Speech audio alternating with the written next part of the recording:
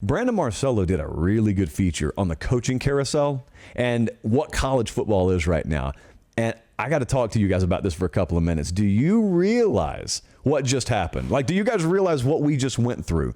You know it was crazy. Yeah. How crazy was it? Okay, so listen to these numbers.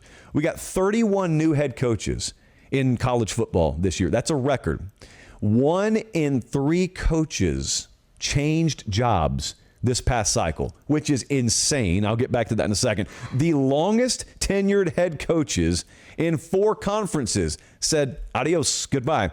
4 head coaches left to become assistants. Another headline we used to hardly ever hear. So I got to dive in on one of these stats.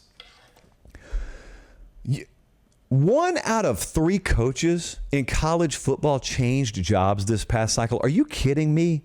I try and sit on this show, and I try and propagate the messaging that I think is what's best for college football. And that is, man, players don't need to be moving as much as they are. Sure, you should have the right to, but you guys need to learn a little something about endurance and about commitment and all this. And then how am I supposed to preach that message when I got 33% of the professionals in the sport doing the exact same thing? And not all of you are moving for career advancement. Let's just be real. So I look at that and I say, like, are you kidding me? You guys have no leg to stand on. I know it's not an apples to apples comparison. I've talked about this many times on this show. The status of a coach who is an employee, who is under contract, who has to pay a penalty, technically, if he leaves a contract early in the form of a buyout, that is not the same as a player. I get all that. You know as well as I do, people don't even care to have that context thrown at them. Broad strokes purposes, if you guys are moving around as much as you are, you cannot possibly expect players not to see that and say, well, if they can do it, why shouldn't I be able to do it? And you know what? I'm sitting over here as an unbiased third party saying, yeah, you kind of got a point. I hate it, but you kind of got a point. Secondly, in the form of head coaching turnover, it's the most we've seen in a decade.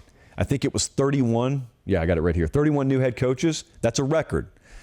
Is that an anomaly or is that a trend? I wonder. So I've had a theory that as we enter the NIL era, which affords you the ability to do what Kirk Cignetti is doing at Indiana right now, which is overturning your entire roster basically overnight.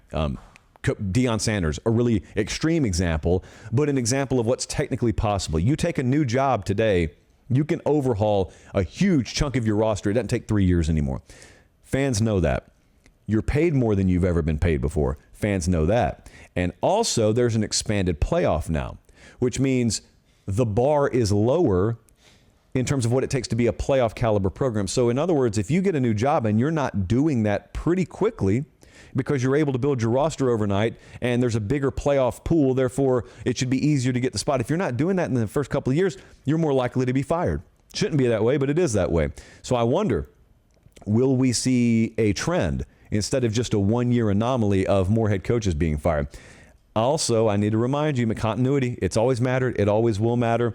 8 of the last 10 college football playoff national champions returned a head coach and both coordinators. 8 of the past 10. So you can quickly look around this year and you can see Oregon does that. Clemson, Florida State, and Miami all do that.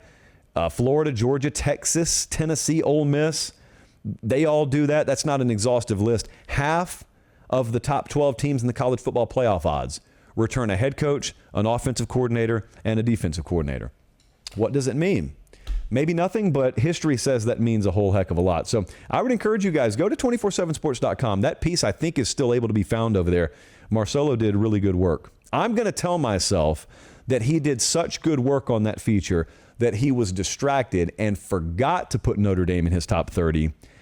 And then he just got backed into a corner and had to defend himself. That's what I'm going to tell myself. And if I'm wrong, he doesn't even need to bother texting me because I want to defend him in his good name.